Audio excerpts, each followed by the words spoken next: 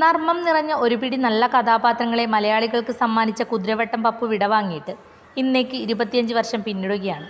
മലയാള സിനിമയുടെ ഹാസ്യ സാമ്രാട്ട് എന്ന് തന്നെ പറയാവുന്ന താരത്തെ വർഷങ്ങൾ പിന്നിട്ടിട്ടും മലയാളികൾ മറന്നില്ല. മലയാള സിനിമയുടെ ചരിത്രത്തിൽ പപ്പുവിൻ്റേത് എക്കാലവും എഴുതപ്പെട്ട പേര് തന്നെയായിരിക്കും.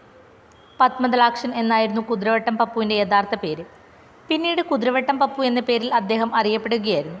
പത്മദളാക്ഷൻ അഭിനയിച്ച ഭാർഗവീ നിലയം എന്ന ചിത്രത്തിൽ താരത്തിൻ്റെ കഥാപാത്രത്തിൻ്റെ പേര് കുതിരവട്ടം പപ്പു എന്നായിരുന്നു. അങ്ങനെയാണ് പത്മദളാക്ഷൻ കുതിരവട്ടം പപ്പു എന്ന പേരിൽ മലയാളി മനസ്സ് കീഴടക്കിയത്. നാടകങ്ങളിൽ അതീവ തൽപരനായിരുന്ന പപ്പു സിനിമയിലേക്ക് ചുവടുവെക്കുന്നതും നാടകവേദിയിലെ അഭിനയ സമ്പത്ത് കൊണ്ടാണ്. 1000-ലധികം നാടകങ്ങളിൽ അദ്ദേഹം തൻ്റെ പ്രതിഭ തെളിയിച്ചിരുന്നു.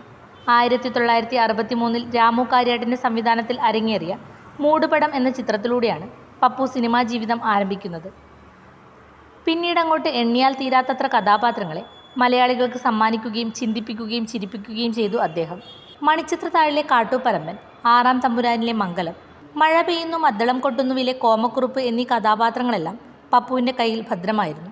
എന്നു മാത്രമല്ല, ആ കാലഘട്ടത്തിൽ പപ്പു ആടിത്തിമിർത്ത കഥാപാത്രങ്ങളിലൊന്നും മലയാളി സിനിമാ പ്രേമികൾക്ക് മറ്റൊരു താരത്തെ ചിന്തിക്കാൻ പോലും സാധിക്കുമായിരുന്നില്ല. ഹാസ്യ കഥാപാത്രങ്ങളായിരുന്നു പപ്പു ചെയ്തവയിൽ അധികവും.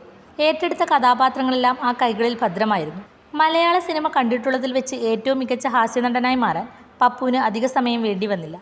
കോഴിക്കോടൻ ശൈലിയിലുള്ള അദ്ദേഹത്തിൻ്റെ സംസാര രീതി സിനിമാ പ്രേക്ഷകരുടെ മനസ്സിൽ ആഴത്തിൽ പതിയുന്നതിനും കാരണമായി. താമരശ്ശേരി ചുരം ഒരുപക്ഷെ ആളുകൾക്ക് ഇത്ര സുപരിചിതമാകാൻ കാരണവും അദ്ദേഹമായിരിക്കാം. ഷാജി കൈലാസിൻ്റെ സംവിധാനത്തിൽ ഒരുങ്ങിയ നരസിംഹമായിരുന്നു പപ്പു അഭിനയ മികവ് കാഴ്ചവെച്ച അവസാന ചിത്രം. 2000 ഫെബ്രുവരി 25-ന് പപ്പു അരങ്ങൊഴിയുകയായിരുന്നു. എന്നാൽ ഇന്നും അദ്ദേഹത്തിൻ്റെ ഡയലോഗുകളും പല ഭാവങ്ങളും ട്രോളുകളിലും സമൂഹ മാധ്യമങ്ങളിലും അരങ്ങൊഴിയാതെ നിൽക്കുന്നു.